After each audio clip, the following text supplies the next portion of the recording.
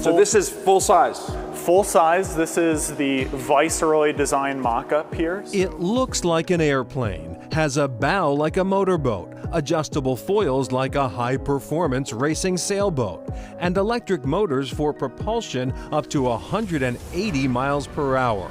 So what exactly is this? It's time to get familiar with a Sea Glider, a new category of vehicle that may soon be a revolutionary addition to regional travel. So a Sea Glider is a class of vehicle known as a wing in ground effect, WIG or WIG. So it flies within a wingspan of the surface at all times, dock to dock, exclusively over water. And that ground effect part is the aerodynamic regime that it flies in. So let's break that down a bit. Think of a Sea Glider as a very fast ferry that flies. You board it at a dock, navigate the inner harbor like a boat, then use the hydrofoils to cruise above the waves, and finally lift out of the water to fly. It flies just 10 to 30 feet over the water to get the benefit of ground effect, the phenomenon of extra lift that all flying craft get near the ground or water.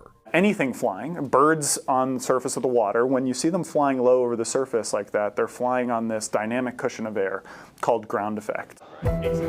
Billy Thalheimer and Mike Klinker, both MIT grads, left their jobs working on advanced electric aircraft at Boeing to co-found Regent.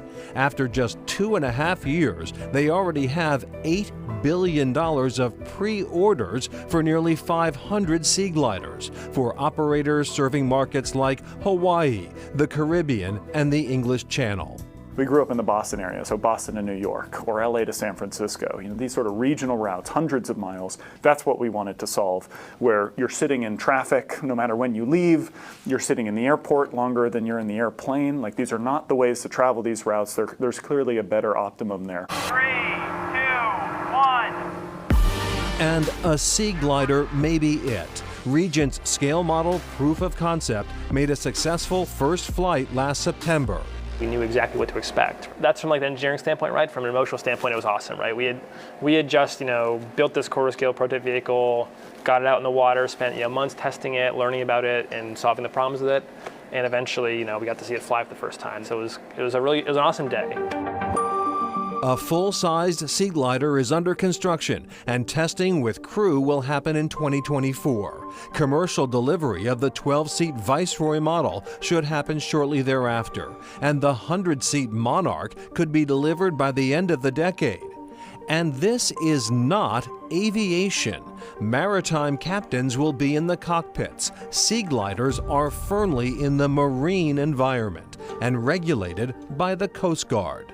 We've had some people say, well, shouldn't the FAA do this because it flies? It's worth noting that the Coast Guard and other maritime authorities regulate high-speed craft. They regulate hovercraft, which are off the water as well. So we're being put through an extremely rigorous certification process. It just happens to be by the Coast Guard. So go ahead and do a full left turn on the joystick there, and it'll basically turn us left. Some time in the simulator makes you appreciate just how much it acts and feels like a boat, and the environment in which it operates is clearly nautical.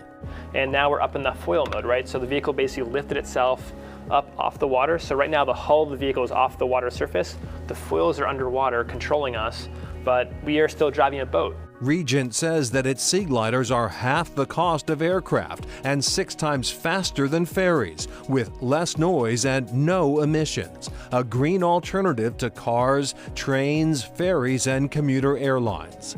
Current range is 180 miles, which should improve quickly with the constant advances in battery technology.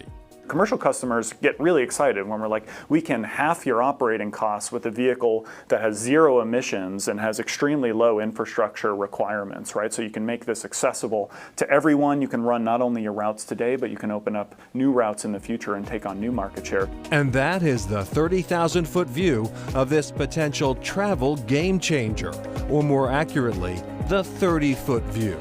Above the water, on a cushion of air, and possibly coming soon to a dock near you. It's very cool, and Regent says the Sea Gliders will be perfect for trips from Boston to the Vineyard and Nantucket, Miami to the Caribbean, or similar routes. And perhaps longer. They say by the end of the decade they could have a 500-mile range. They also see a private market for this that could replace private aircraft on some routes. And they already have a lot of big backers, including Lockheed Martin, Japan Airlines, Hawaiian Airlines, and a lot of others. They seem to be literally taking off. All right, next, supporting Ukraine on the Charles.